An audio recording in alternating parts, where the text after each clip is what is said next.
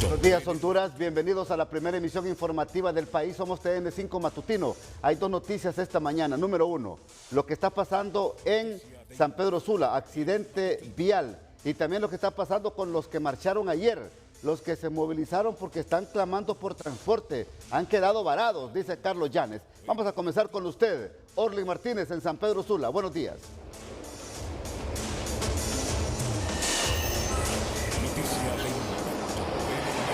Buenos días, licenciado Ramón Matute. Iniciamos el noticiero TN5 con este accidente que se registra en el Boulevard del Sur, escasos metros de la gran central metropolitana, en uno de los retornos donde este vehículo turismo ha impactado contra un bus privado. Afortunadamente pues solo se presentan daños materiales. Este vehículo turismo pues ha quedado en la mediana del bulevar y prácticamente la parte frontal ha quedado destruido, al igual que el vidrio frontal, pero sus conductores ambos se encuentran estables y están haciendo pues los arreglos respectivos con las autoridades de vialidad y transporte que se encuentran en este lugar. Afortunadamente los daños solo son materiales porque ambos conductores están aquí tranquilos, dando declaraciones a las autoridades de vialidad de transporte, informando de cómo se dio este accidente. Solo podemos observar que algunas partes de los vehículos sí salieron dañadas, sí están esparcidos aquí en el pavimento del segundo o del Boulevard del Sur, cerca de la gran central metropolitana, donde se ha producido este accidente que para fortuna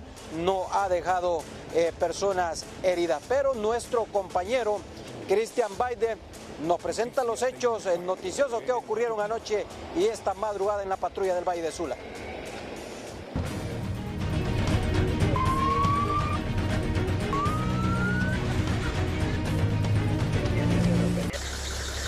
Anoche familiares de quien en vida obedecía al nombre de Ana Maribel Alvarado, de unos 30 años de edad, fueron a retirar los restos de ella de la morgue del Ministerio Público en San Pedro Sula, luego de que la Fiscalía de turno de Puerto Cortés la enviara para la práctica de la autopsia, ya que esta dama fue atacada a balazos en el barrio El Faro de aquella ciudad y posteriormente ingresada en el hospital de área porteño. Sin embargo, el personal médico la declaró con muerte al arribo en la sala de emergencia. Se desconoce el motivo del crimen y la identidad de sus autores. En la misma morgue fue ingresado el cuerpo de un hombre que fue encontrado muerto en una vivienda de la comunidad de Callejones en Macuelizo, Santa Bárbara. Este ciudadano fue identificado como Andrés Orlando Lubón Cortés, de 38 años de edad, y según sus parientes habría tomado la vía del suicidio. Lubón Cortés fue encontrado con un cable eléctrico alrededor de su cuello. También en Santa Bárbara, pero en la comunidad de Hualjoco, el cuerpo de bomberos atendió un llamado de emergencia en el que les indicaron que un cabezal estaba en llamas. Llegaron y controlaron el siniestro. No obstante, el pesado automotor quedó hecho cenizas. En el percance no se reportaron personas lesionadas. Entre tanto, en la entrada principal de la colonia San Carlos de Choloma, el conductor de un cabezal perdió el control del mismo y derribó un poste del tendido eléctrico en el que estaba instalada una de las pocas cámaras de seguridad pública del municipio, dejando también así sin el fluido eléctrico a la colonia.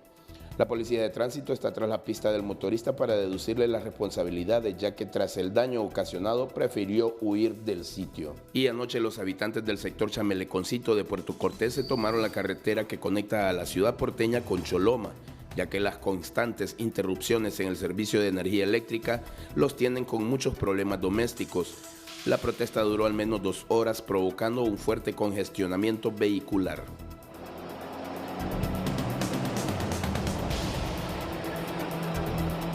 Bien, estas fueron las principales noticias que fueron cubiertas anoche y esta madrugada en la patrulla del Valle de Sula. Licenciado, usted continúa informando desde Tegucigalpa. Buenos días. Gracias, Orlen. Usted está cerca de la vía olímpica, Carlos Llanes.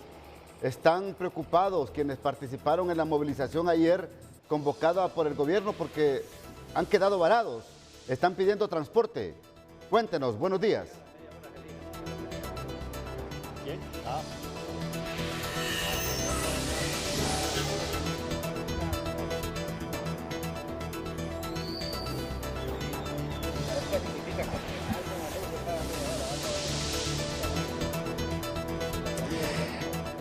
Muy buenos días, Ramón. Bueno, estamos ubicados en el portón número 1 de la Vía Olímpica, por donde ingresan las personas que vienen a hacer ejercicio, a entrenar, pero hace unos momentos ingresó un pelotón bastante fuerte de militares y policías preventivos. Se encuentran aquí desde horas de la noche, pero lo que aquí se necesita, de acuerdo a lo que expresaron las personas que aquí han permanecido en horas de la noche, pues es transporte para retornar a sus lugares. Y es que para aquí trajeron a las personas para quienes no se ajustó el transporte de regreso a sus municipios. Y observamos ese grupo que va, un grupo que podemos observar en estas imágenes, que va al fondo, que va avanzando hacia adentro nuevamente a ver qué les pueden resolver. Salieron hace unos momentos aquí a la entrada a ver si miraban señales de transporte para poder regresar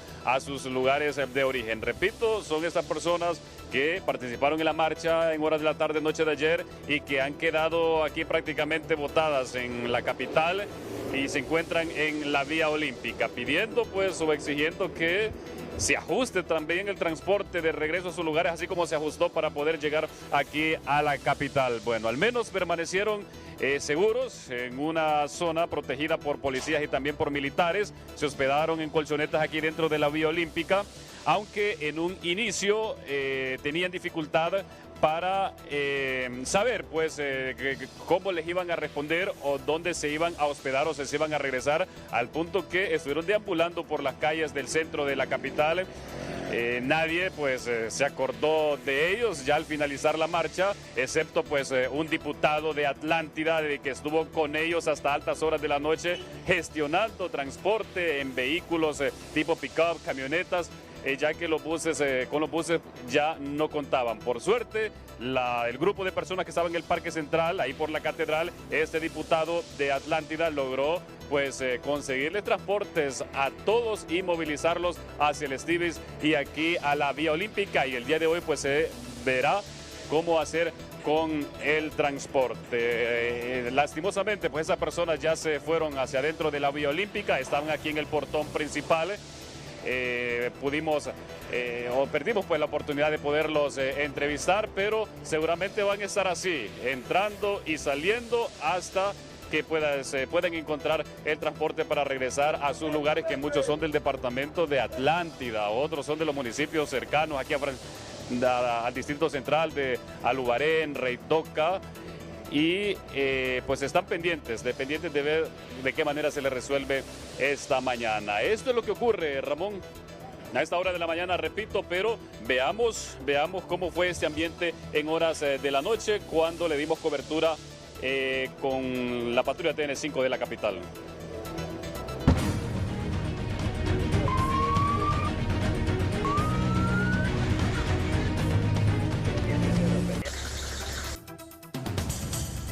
Un final atípico ha tenido la marcha masiva afín al gobierno y que tuvo su protagonismo la tarde-noche de ayer en los bajos del Congreso Nacional. Y en vista de que muchos de los participantes eran del interior del país, su retorno no fue tan puntual como si lo fue la llegada.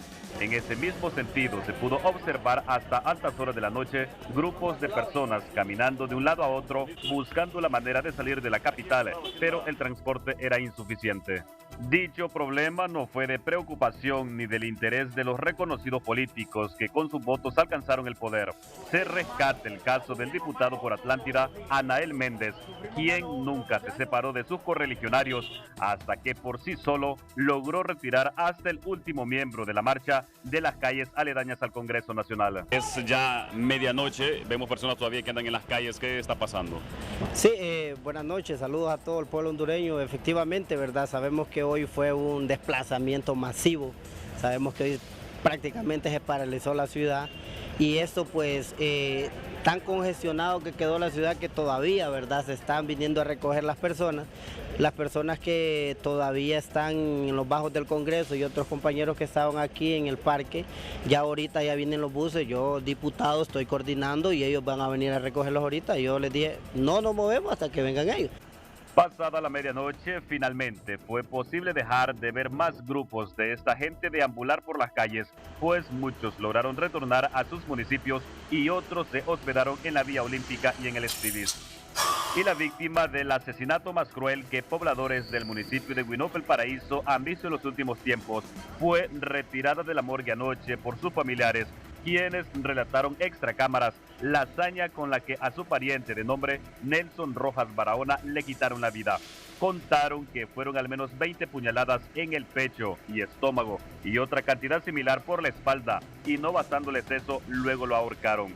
Continuaron relatando que el motivo del crimen es sin duda alguna pasional, pues el ahora occiso se disputaba el amor de una mujer con otro hombre, quien ya lo había sentenciado. Por esa razón, la policía ya lo arrestó como el principal sospechoso. Y el hombre que la tarde de ayer murió dentro de un carro que, luego, por razones que aún se desconocen, tomó fuego hasta quemarse en su totalidad, continúa en los congeladores de la morgue en vista que su cuerpo resultó calcinado, lo que ha impedido que se le pueda realizar una autopsia y su plena identificación, aunque preliminarmente fue identificado como Fernando Adonai Cruz Núñez, y los hechos acontecieron en la aldea El Picacho. Ramón, regreso momentáneamente con usted al estudio, pero pendientes porque en un próximo contacto voy a volver con información de último minuto en materia judicial. Gracias, Carlos Llanes. Vamos a La Ceiba, patrulla TN5. Gustavo Bustillo, buenos días.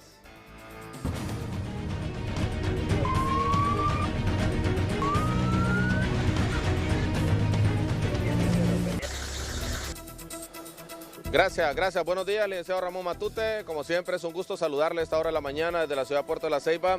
Tenemos que informar, lamentablemente, hechos violentos, esa vez en el vecino municipio de La Ceiba. Me refiero a El Porvenir Atlántida, en el sector de la comunidad del Pino. Siguen los hechos violentos y es que se ha desatado una ola de criminalidad en ese sector. Lamentablemente, un joven ayer le han quitado la vida de varios impactos de arma de fuego. Además, en el sector de Olanchito Lloro, hombres fuertemente armados, según información preliminar, también de varios impactos de arma de fuego le quitaron la vida a un ciudadano. Esto y más a continuación.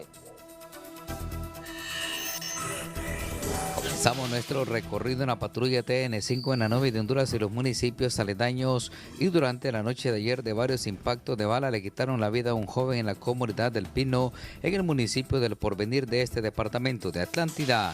De manera preliminar, las autoridades informaron que se trata de Ronnie Caballero y ya se realizan las diferentes investigaciones para poder determinar las causas de este hecho sangriento que se ha reportado en las últimas horas. Y siempre en esta zona atlántica del país, pero específicamente en el municipio de Olanchito Lloro, las autoridades policiales de esa zona informaron que por varios impactos de arma de fuego, una persona de sexo masculino perdió la vida en la carretera que conduce hacia la comunidad de San José. Se desconoce hasta el momento los móviles del hecho y la identidad del fallecido, ya que a la hora de realizar el levantamiento correspondiente no portaba documentos. Y finalizamos nuestro recorrido en la patrulla TN5 mostrando los fuertes operativos realizados por parte de las autoridades de la UDE número 1, específicamente a la altura del puente sobre el río Danto, donde se inspeccionaron vehículos, motocicletas, con el propósito de mantener el control y seguridad en la población. Hasta aquí la patrulla TN5, que tengan un excelente día. Muy bien, es lo que les puedo informar a esta hora de la mañana desde la Novia de Honduras. Regreso a estudios. En el matutino. Es una resolución que ha dado una instancia judicial en el departamento de Santa Bárbara que resuelve, primero, se tiene que, por recibido de oficio, número 511D CPICB 2023, procedente del Centro Penitenciario de Ilama Santa Bárbara, el cual se agrega a sus antecedentes. Segundo, en cuanto a lo manifestado por el director del Centro Penitenciario de Ilama Santa Bárbara, extraña a este tribunal de sentencia que ante una nota que fue considerada como confusa o que no fuera fácil comprensión, no se solicitara una aclaración de la misma, como lo han hecho en ocasiones anteriores. ¿Qué le quiero decir esta mañana?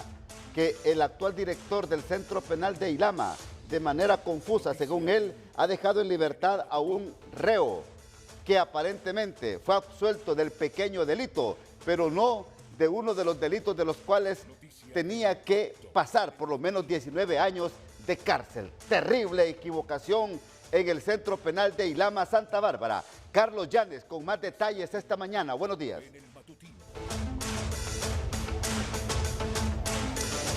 Así es, Ramón. Bueno, apenas tenía 2 meses de haber sido condenado este privado de libertad cuando equivocadamente fue excarcelado por el director de este centro penitenciario de nombre Franklin Javier Betancur Martínez, por lo cual pues ha sido citado por el Tribunal de Sentencia de Tegucigalpa para este día para responder por esta acción. También la secretaria de Legal, Tania Noelia Paredes, ha sido citada para que comparezcan juntos a responder por este acto que aparentemente de una manera equivocada pues cometieron, y que un privado de libertad condenado por 3 delitos, entre ellos por homicidio, pues haya sido excarcelado a tan solo 2 meses de haber sido condenado. El abogado Jair López, experto penalista, nos dice esta mañana qué delitos habría incurrido estos funcionarios penitenciarios con esta situación. Abogado, buenos días.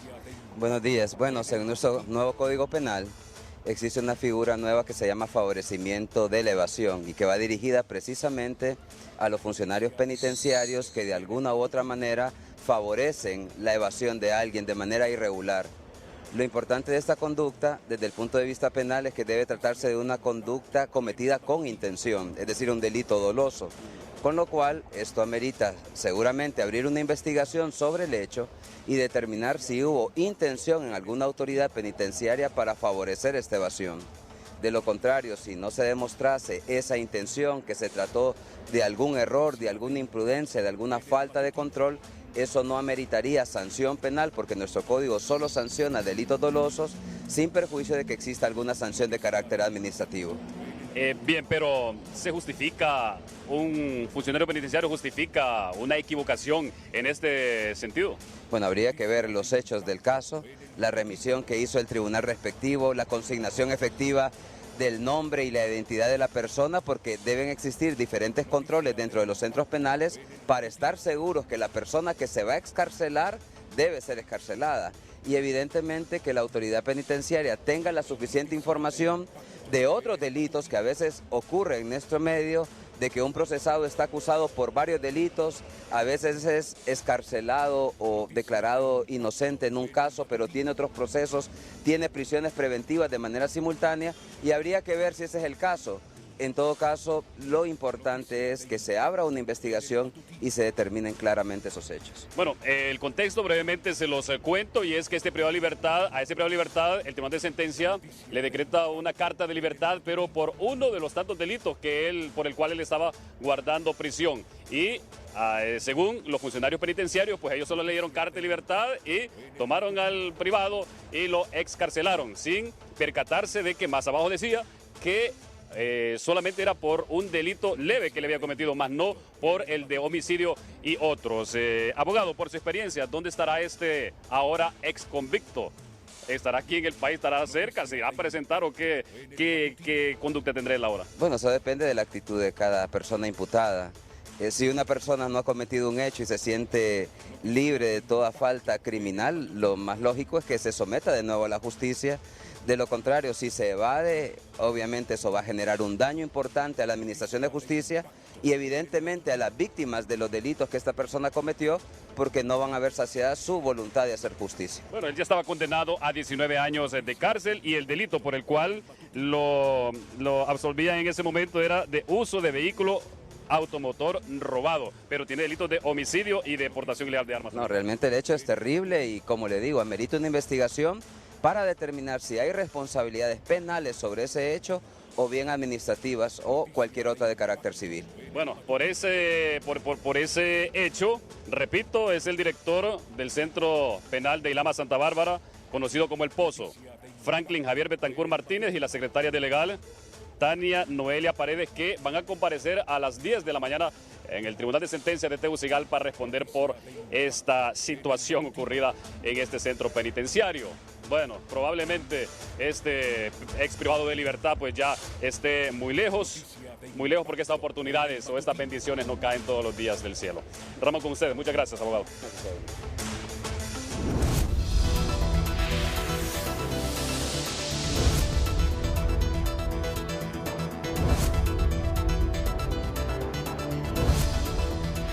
lo que ha dicho Carlos, yo creo que es la palabra más certera, el comentario más certero. Estas bendiciones no le vienen todos los días a las personas. Y yo creo que el director del centro penal, al igual que la secretaria, hombre, tendrán que explicar con lujos de detalle ante el Tribunal de Sentencia hoy aquí en Tegucigalpa qué pasó. ¿Qué pasó con este caso?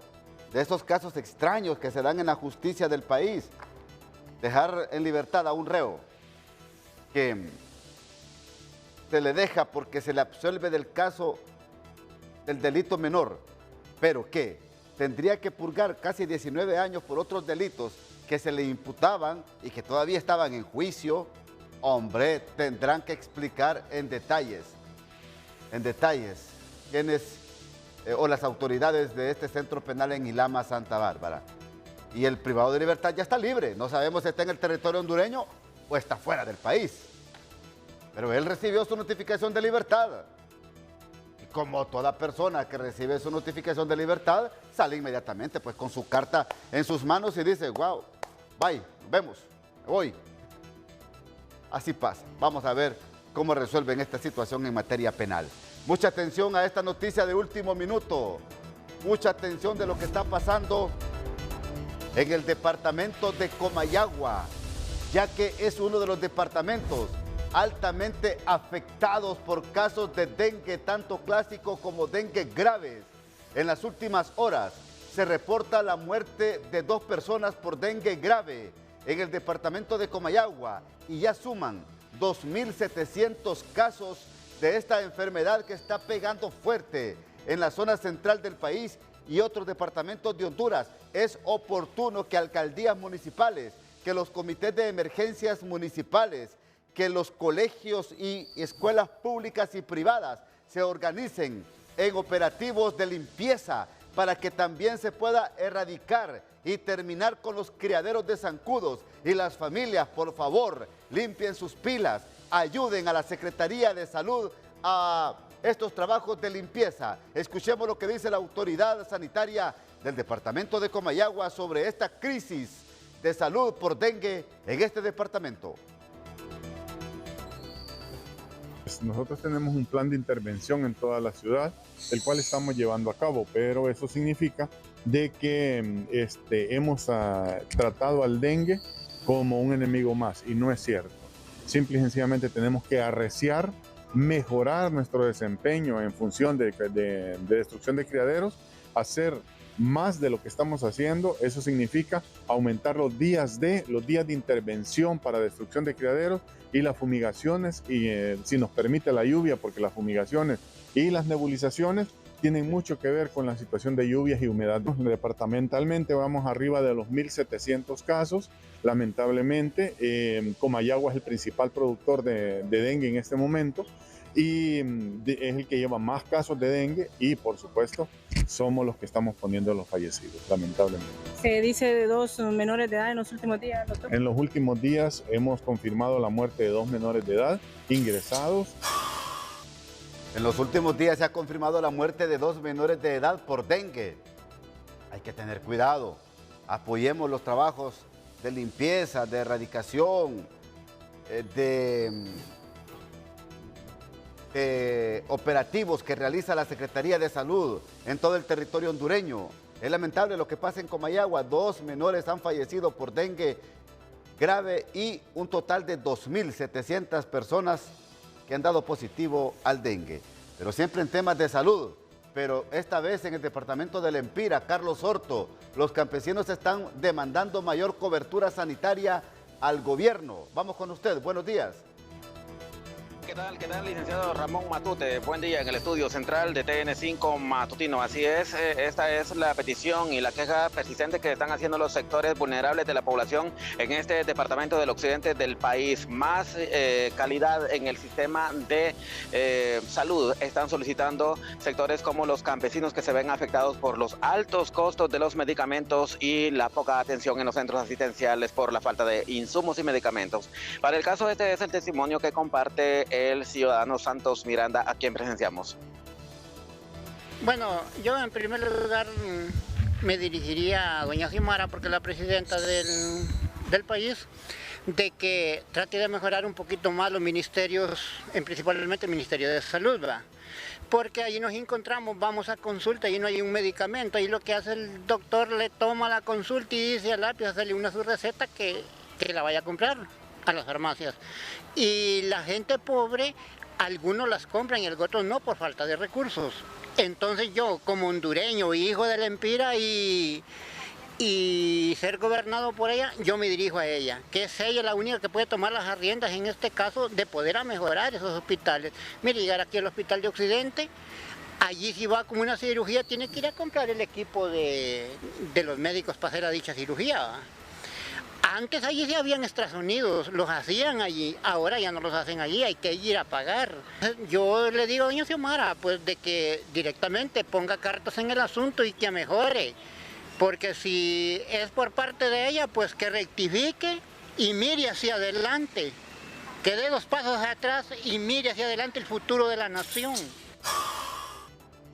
Muy bien, este es el clamor, este es el testimonio que hemos compartido en TN5 sobre la voz de alerta que alzan los sectores vulnerables de la población en el departamento de Lempira, como ser el sector campesino, que se sienten afectados sobre todo por la falta de insumos, falta de medicamentos, falta de atención de calidad en los centros asistenciales del país. Y esta queja ha salido luego de que acá en este parque donde estoy sacando este enlace informativo se sitiaran varias personas que venían por trámites a la cabecera departamental, pero que se encontraron con las oficinas cerradas, funcionaron a medio vapor por el desplazamiento de los empleados hacia la marcha de la capital el día de ayer. Licenciado Ramón Matute, si no hay consulta, voy con usted al estudio.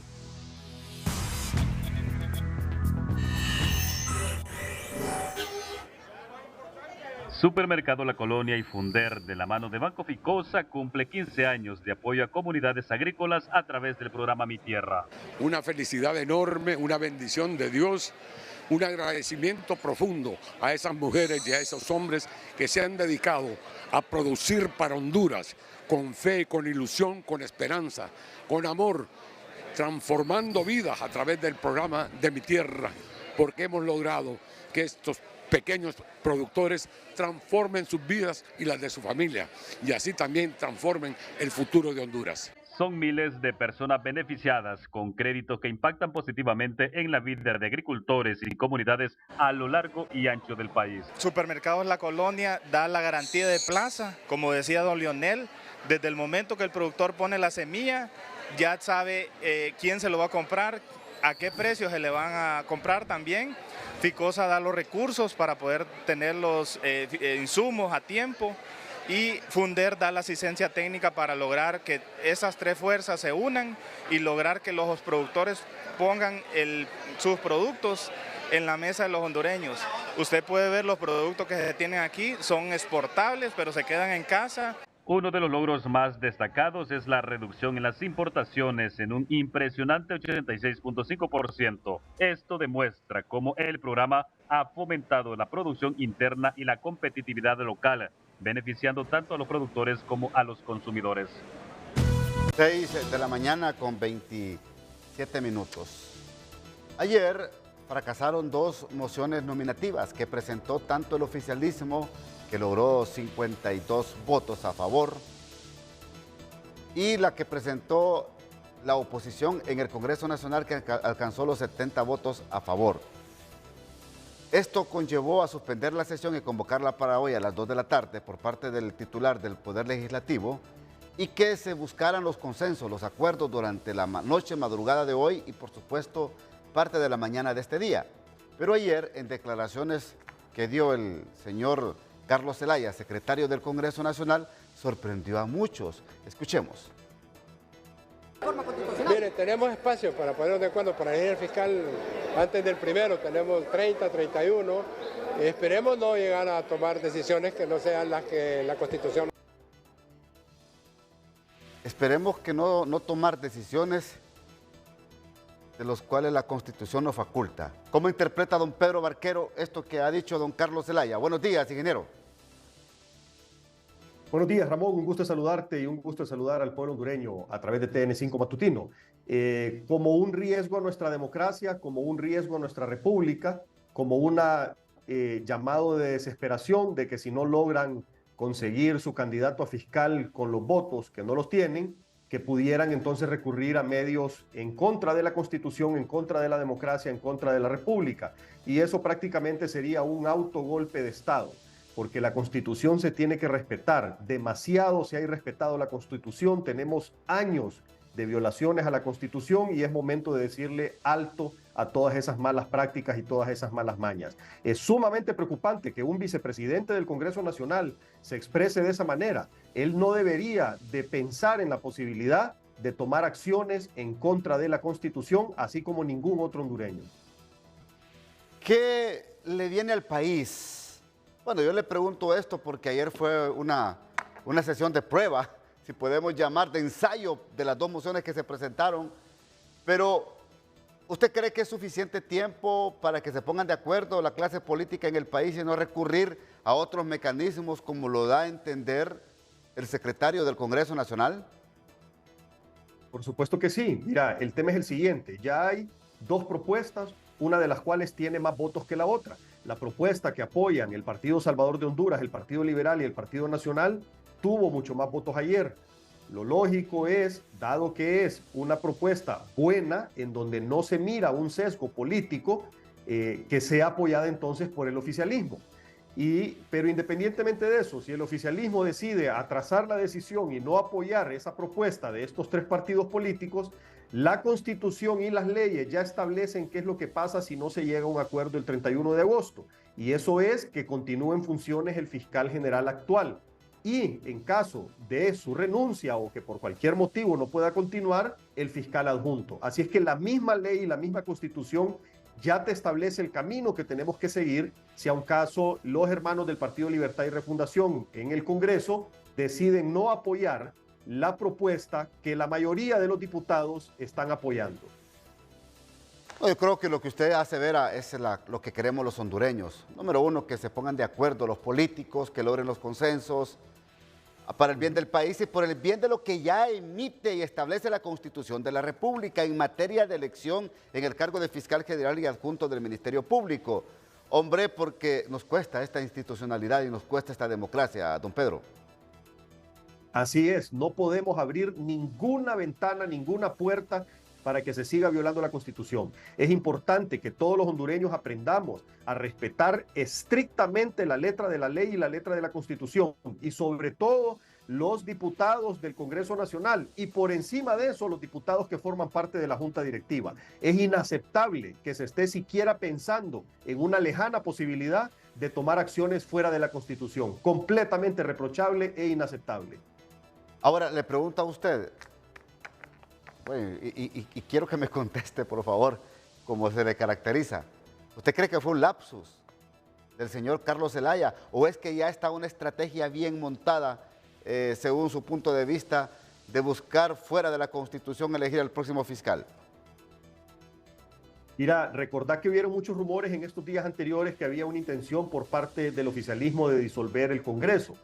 Al principio yo la verdad es que esas cuestiones las estaba escuchando y pensaba que podía ser pura especulación, pero este tipo de comentarios te da lugar a pensar que es una posibilidad que están analizando en el oficialismo y eso sería totalmente lamentable. Ellos mismos se pasan hablando de los 12 años de la narcodictadura, del golpe de Estado, pasan reclamando ahorita el tema de que hay supuestamente gente conspirando para hacer un golpe de Estado, y esto es un golpe de Estado. O sea, tomar una decisión fuera de la Constitución, aunque ellos sean el oficialismo, sería un golpe de Estado, un golpe a nuestra democracia, un golpe a nuestra república, un golpe a nuestra Constitución. Completamente inaceptable, reprochable y condenable cualquier decisión en ese sentido. Gracias, ingeniero Pedro Barquero, muy amable por atendernos acá en Siempre TN5 un gusto, un abrazo. Matutino. Gracias. ¿Cómo reacciona usted, abogado Octavio Pineda, sobre esto que ha dicho don Carlos Zelaya y lo que ha opinado aquí en el matutino don Pedro Barquero? Buenos días, abogado Octavio Pineda. Buen día, Ramón. Definitivamente que las declaraciones de don Carlos Zelaya son preocupantes porque prácticamente está señalando que están dispuestos a violentar la Constitución de la República si no logran su objetivo, a pesar de que la moción que presentaron el día de ayer solo obtuvo 52 votos y que la moción de la oposición alcanzó 70 votos. Yo creo que el abrir esa posibilidad de mencionarlo inclusive es constitutivo de delito, de traición a la patria, y en un país serio esto llevaría a este diputado a sufrir un juicio político y a ser apartado de su cargo. Yo creo que el tema de los golpes de Estado solo existe en la mente de estas personas que de alguna manera quieren justificar las acciones que están tomando y que pretenden seguir tomando para subvertir el orden constitucional. Y este es un llamado para que la oposición, todos los partidos de la oposición y la sociedad organizada, reaccionemos de manera contundente en contra de estas posturas, porque subvierten el orden constitucional y ponen en intranquilidad a la sociedad hondureña. Tiene que primar el diálogo, abogado Octavio Pineda. A eso le apostamos los hondureños, a que la madurez política de quienes dirigen a los partidos políticos, porque mire, los diputados solo llegan a votar al Congreso Nacional, si usted y yo lo sabemos, usted fue diputado también. Los diputados solo llegan a votar al Congreso Nacional. Y quienes se ponen de acuerdo son la cúpula de los partidos políticos. ¿O me equivoco, abogado Octavio Pineda? Definitivamente está en lo cierto. Desafortunadamente, en los partidos hay 2 o 3 que se creen los dueños de las instituciones partidarias, aunque son organizaciones de derecho público, y toman las decisiones por sus respectivas bancadas. Pero tomando en consideración eso, y tomando en consideración que esta es una decisión trascendental para el pueblo hondureño, los partidos, y en particular el gobierno y Libertad de Refundación, están en la obligación de buscar los consensos con las bancadas de oposición, porque por eso son gobiernos, ellos tienen la responsabilidad histórica. Y si no logran en estos días, antes del 1 de septiembre, consensuar la elección del fiscal general y fiscal adjunto, la responsabilidad histórica va a recaer sobre ellos, porque es una intransigencia la que Libre ha mostrado en el Congreso, cuando ya 3 bancadas de oposición han señalado el camino que debe seguirse para la elección del fiscal general y fiscal adjunto. Gracias, abogado Octavio Pineda. Muy amable por su reacción aquí en El Matutino. Muchas gracias. Vamos a San Pedro Sula. Orly Martínez también tiene más reacciones sobre este mismo tema. Su invitado dice que todo está listo y el escenario está preparado para que tanto el Partido Liberal como Libre, o el Partido Nacional y Libre, se repartan estos cargos en el Ministerio Público. Orly Martínez.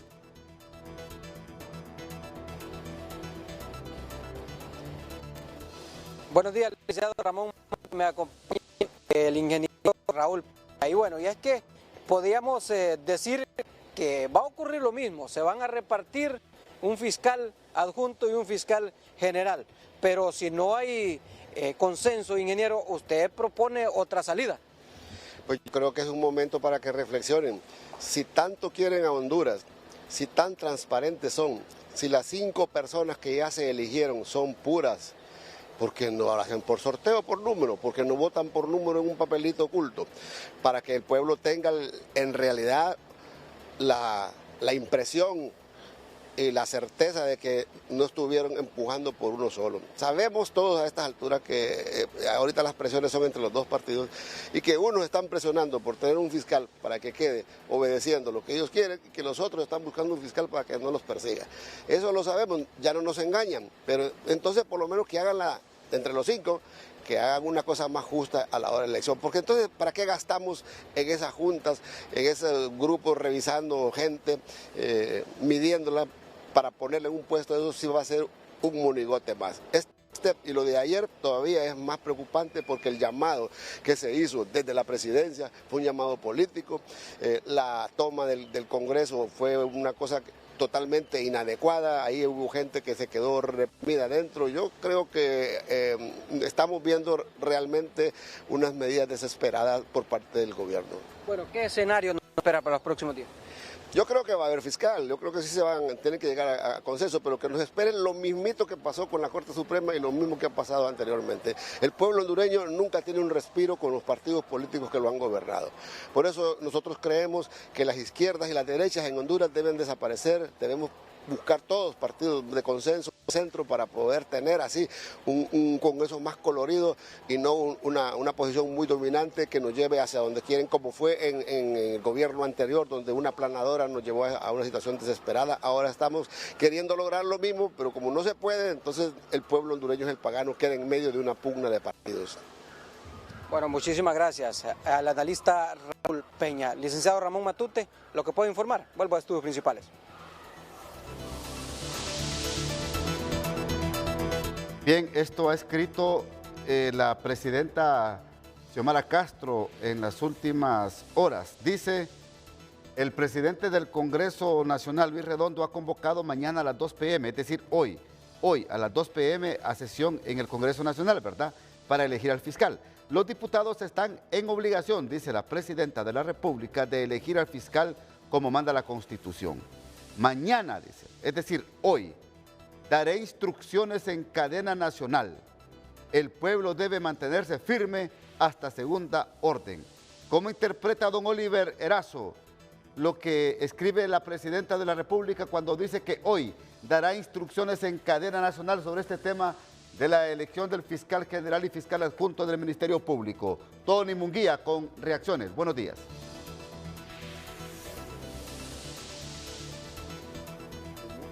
Lo interpreta prácticamente como una intervención por parte del Ejecutivo, Ramón, porque los tres poderes del Estado son complementarios, independientes y sin relación de subordinación según la Constitución de la República.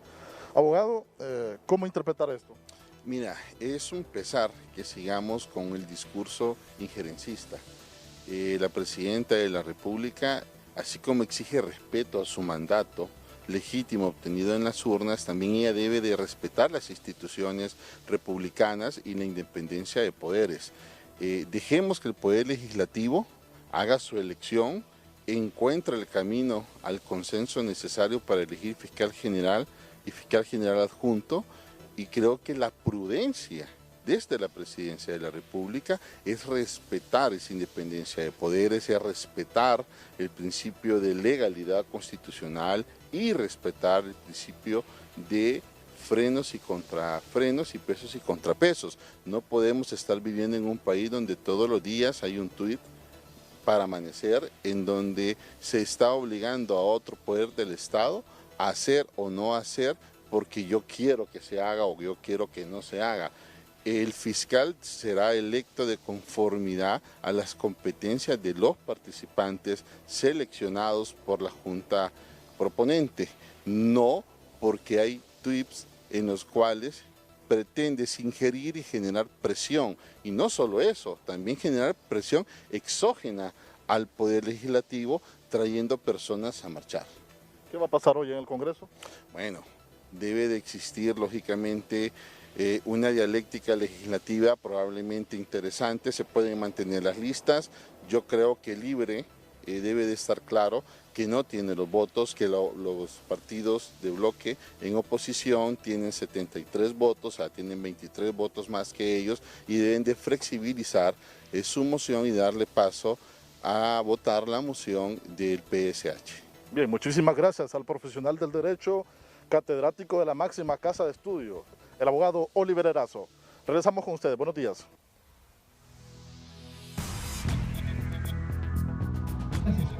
Como parte del programa de reciclaje Hagámosla Circular, Cervecería Hondureña desarrolló un mega reciclatón con el fin de promover la cultura de recolección y reciclaje de residuos. Estamos motivando la recolección y el reciclaje de otros residuos valorizables como plástico, aluminio, cartón, con el objetivo de generar estas alianzas estratégicas con otras entidades y otras organizaciones para impulsar la recolección y el reciclaje y sobre todo el combate al cambio climático. La Agencia de los Estados Unidos para el Desarrollo Internacional, USAID, a través de su proyecto Transformando Sistemas de Mercado, y la empresa de reciclaje INVEMA fueron parte de los aliados estratégicos. INVEMA lleva 30 años en Honduras reciclando diferentes tipos de residuos y esto hace fácil para el consumidor que puede involucrarse en el reciclaje, las escuelas, universidades, a aprender de por qué es importante el cuidado del ambiente, porque al final es una actividad de todos. El mega reciclatón de Cervecería Hondureña y Coca-Cola se desarrolló con la participación de la Secretaría de Educación, escuelas, colegios y aliados estratégicos comprometidos con el cuidado, la mejora y el bienestar del medio ambiente. Carlos Llanes platica con el abogado Raúl Pineda Alvarado, que nos visualice los escenarios que le vienen al país en las próximas horas, que serán también cruciales e importantes para que los políticos logren diálogos y consensos en el tema de elección del nuevo fiscal general y fiscal general adjunto del Ministerio Público. Buenos días, Carlos. Así es, Ramón, el analista político, también jurídico, Raúl Pineda, nos acompaña. Y vea, con este elemento que él maneja, significa que hay aún más presión para elegir con prontitud a las nuevas autoridades del Ministerio Público. Y esta información pues tiene que ver con el actual fiscal, Oscar Chinchilla, quien pues ya estará haciendo sus maletas porque él también es miembro de la Corte Centroamericana de Justicia. Se habrá ido ya inclusive, abogado. Buenos días. Buenos días. Hay un avance en cuanto a la elección del fiscal en el sentido de que ambos sectores coinciden por lo menos en un candidato. Si el Partido Nacional o la oposición cede en su posición, el problema se resolvería hoy, porque el Libre no va a ceder, puesto que su candidato es el selecto por don Manuel Zelaya. Si no se diera ese acuerdo, el problema sí se complica, porque escuché al secretario del Congreso afirmar que, llegado el plazo y no efectuada la elección, declararían vacante el cargo, lo cual no es legal. Y lo más probable que suceda es que vayan a elegir un fiscal en la misma forma en que se eligió la directiva del Congreso actual. Por eso hay que esperar que la sensatez prime y que se proceda a efectuar una elección para la tranquilidad del país. En el caso particular del fiscal actual, él se blindó en su momento, fue nombrado por la Corte Suprema magistrado de la Corte Centroamericana de Justicia, el plazo de funciones de 10 años, se tiene inmunidad diplomática y la sede es Nicaragua, donde parece que se van a refugiar todos los dignatarios de lo que fue el gobierno de Juan Orlando Hernández. Interpretando las señales, abogado, de lo ocurrido recientemente en el Congreso Nacional, ayer, la primera intención de elegir al nuevo fiscal, ¿cree usted que lo que está ocurriendo es parte del guión de los políticos en ese momento, sobre todo del gobierno? Yo creo que se ha hecho una tormenta política de algo que no ameritaba. No logramos determinar qué hay detrás de este conflicto que se está dando cuando recién vienen de una elección de la Corte Suprema de Justicia, que es mucho más importante, y lograron la convergencia en puntos de mayor conflictividad. En este caso, pareciera que aparte del proceso de la mera elección, hay otras cuestiones detrás que son mucho más complejas y que no logramos determinar en qué consisten, pero que solo han servido para generar esa tormenta política y para dividir más a la sociedad y a la propia clase política, que es la que debe dirigir el gobierno. De no poder elegirse el fiscal general en el Congreso Nacional, pues se está sonando bastante la idea de crear una comisión interventora en el Ministerio Público. ¿Quién podría empujar esa comisión interventora y qué partido político se beneficiaría más? Las comisiones interventoras son ilegales porque el Ministerio Público no forma parte de lo que tradicionalmente se llama administración pública, es un órgano extra poder.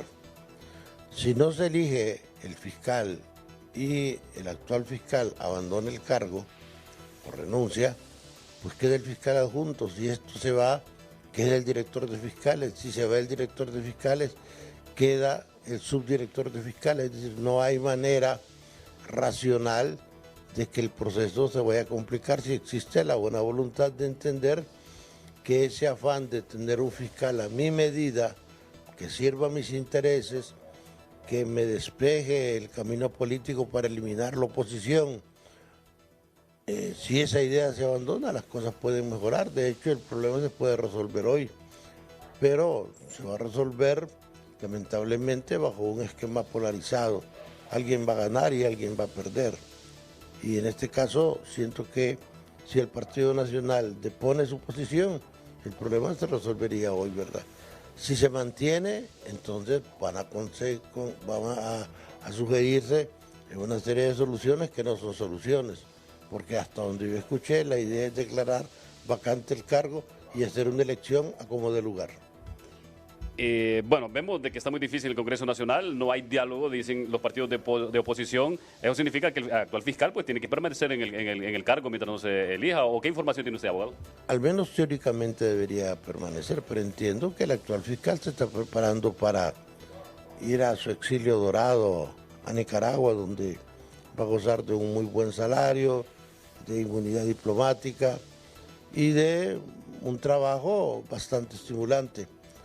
Lo que es difícil entender es por qué frente a los problemas de Honduras desviamos el tiempo de los decisores en grandes movilizaciones a las cuales no le vemos ningún sentido, en un discurso encendido, en acusaciones absurdas de golpes de Estado.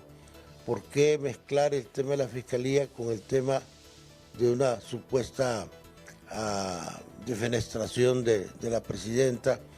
Y una serie de temas que realmente no contribuyen en nada a la gobernabilidad democrática. Yo creo que ahí tiene que haber algo más que dentro de poco se va a saber qué es.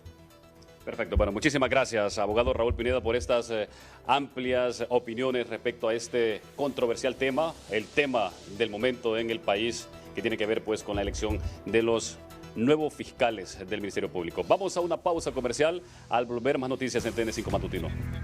Hasta aquí TN5 Matutino. Concluyo con nota de cierre con Andrea Borjas.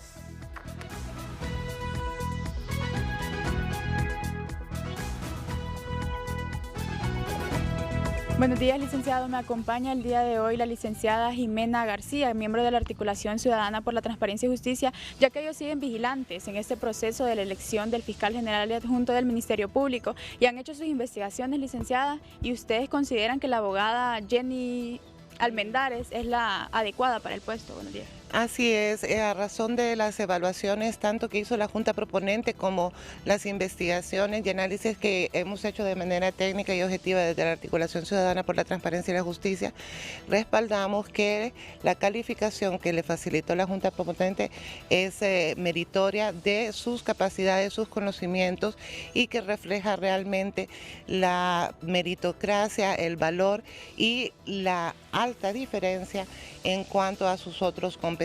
Entonces nosotros hemos hecho llegar al Congreso Nacional el día de ayer un manifiesto en el cual exponemos conforme al derecho nacional e internacional, a la ley de equidad de oportunidades y a los convenios internacionales que se refieren en materia de oportunidad de género en los ámbitos de espacios públicos, de cargos públicos, para que prime el principio de paridad y también de meritocracia. En tal sentido, la nueva fiscal general debería de ser la abogada Jenny Almendares, a quien no tenía el gusto de haberla conocido ni escuchar de ella hasta que se dio este proceso, hasta que ella presentó su hoja de vida y comenzamos a recabar información meramente de su proceder profesional y claro también ético y moral, porque es un cargo que requiere de los más